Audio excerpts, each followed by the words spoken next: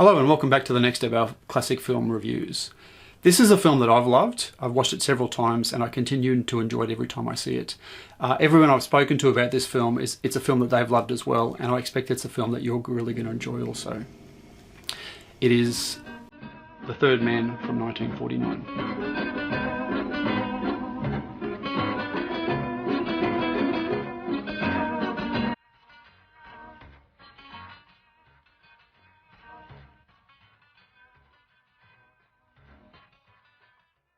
The Zither music from Anton Karas, an Austrian musician, is really central. It's an important part of the opening theme and it permeates through the rest of the film.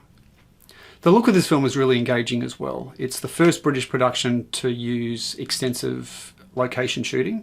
It was also the first British film that started to try and create the neo-realistic style of directors like Luchino Visconti and Roberto Rossellini. Now, Reed actually had 3 film units on this particular shoot. There was a daytime unit, there was a nighttime unit, and interestingly, there was a sewer unit. Now, he oversaw all 3 of those particular film units, which meant he was sometimes working up to about 20 hours a day. It showed how much he cared about this film and how much he exerted his control over how it was made, and I think the results speak for themselves. Reed was keen to give the film a very local feel. Beyond the location shooting, he used lots of locals in key extras roles.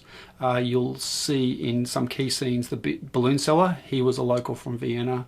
Police officers were part of Vienna's sewer unit, so they were quite accustomed to working in those particular parts of the city. And the fire department played a really important role as well. You'll notice that a number of the nighttime scenes, the cobblestones, the sidewalks, the streets are wet. Carol Reed used his lighting and the reflection off those streets to really bring those nighttime scenes to life. So all these people played a really important role in the look of the film and making it look as authentic as it actually is. The other important aspect of this film is the symbolism. Very early in the film, Holly Martins, played by Joseph Cotten, walks under a ladder without hesitating. It's a foreboding scene in which you sense that he's going to have no luck during the rest of the film. During a lot of key scenes in the film, Carol Reed uses what is called Dutch angles. So framing the shot in a way where things don't look square, they look off kilter a little bit, and that gives us a sense of unease that things aren't as they seem. Equally, with all the nighttime shooting and the shooting in the sewers, there's lots of shadows and things are moving in ways where we can't be certain what's actually happening. Again, that underlines the fact that as far as the story goes, we're not entirely certain what's happening at all times either. Now, this is also a great story. It was written by Graham Greene. It was the only original screenplay he ever wrote.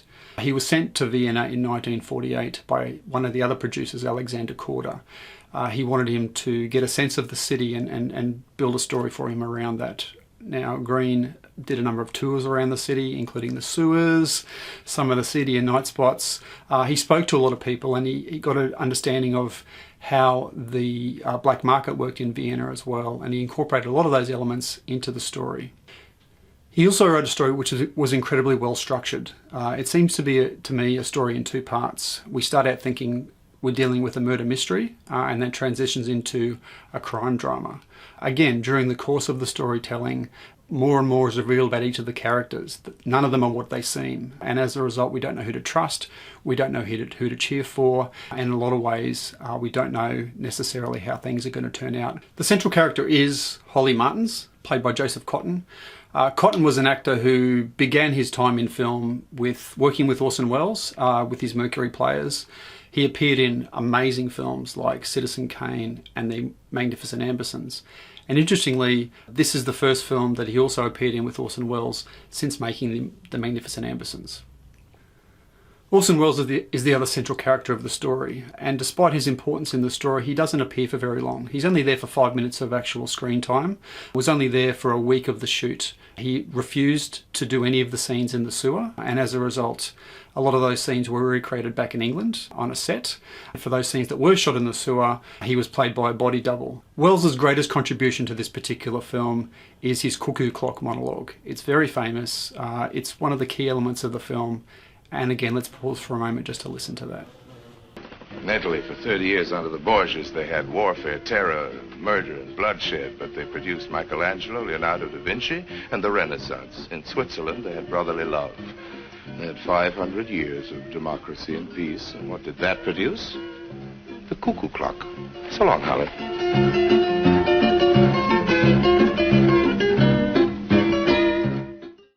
This was the most popular film in the UK in 1949. It didn't, however, attract the same box office in Vienna. However, its reputation and its popularity has grown over time.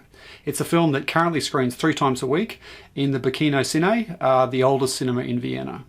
This film was rated as the #1 British film of all time by the British Film Institute. It's also ranked as the 57th best American film ever made by the American Film Institute. Now, it was a British-American co-production, but as we know, everyone loves a winner and everyone wants to claim a great film, and this is a great film.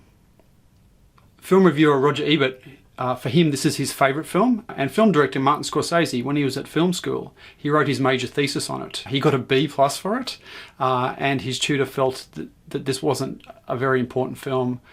Martin respectfully chose to disagree. Now, in addition to the great cuckoo clock monologue, the other great thing about this film is its ending. It is one of the great endings in cinema history. Graham Greene wanted the film to have a happy ending, which was unusual for him, whereas producers David O. Selznick and director Carol Reed wanted a sad ending. I'm not going to tell you which way the film went. I'm going to encourage you to watch it yourself. However, Reed in particular felt insecure about the length of that final sequence. It runs close to 2 minutes, but again, it's masterful, and it is one of the great moments in cinema history. So as always, I'd encourage you to watch this particular film. You'll find the link on our website to it. And I'd also encourage you to, once you've seen the film, leave some comments at the bottom, let us know what you think. And then hopefully we'll see you again in about a fortnight for our next review and our next great film for you to watch. See you soon.